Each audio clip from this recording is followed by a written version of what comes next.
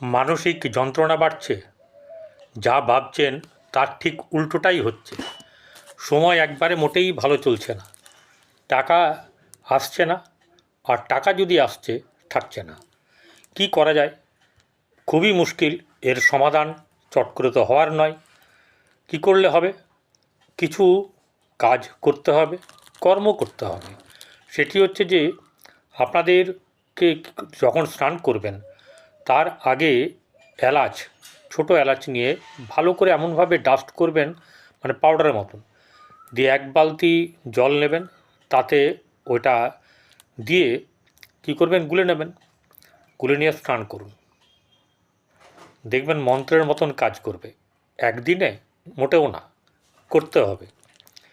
এরপরে টাকা যেটা বললাম যে আসছে না, আসলে থাকছে না, তার জন্যে কী করবেন, লাল একটি একদম পিওর লাল, সেই লালতেও ছোটো ছোটো মানে সে পুটলির মতন পাওয়া যায়, তাতে টাকা রাখে, সেরকম ধরনের পুরো লাল, ওখানে কোনো রকম অন্য রং থাকবে না, সেটির একটি ছোটো ব্যাগ।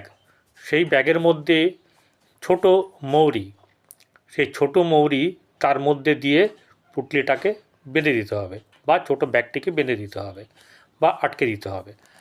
করে যখন আপনারা ঘুমোতে যাবেন, সেই ঘুমানোর সময় যে বালিশ থাকবে, সেই বালিশের নিচে সেই ব্যাগটির পুটলিটা রেখে দেবেন, বা ব্যাগটি রেখে দেবেন। এরপরে যদি বালিশ ওঠাতেই হয়, তাহলে কী করবেন, সেই বিছানার যে আছে, বিছানার চাদরের তলায় সেই ব্যাগটিকে রেখে দেবেন। রোজ একই জায়গায় থাকবে, শোয়ার সময় শোবেন। দেখবেন কিছুদিন পর থেকে আপনার যেসব জিনিসগুলো ঘটছিল, মনের মধ্যে অসন্তোষ, যা ভাবছেন তার উল্টো হচ্ছে, টাকা থাকছে না, সব কিছুই মন্ত্রের মানে মন্ত্রমুগ্ধের মতন ধীরে ধীরে ধীরে ধীরে ঠিক হতে থাকবে।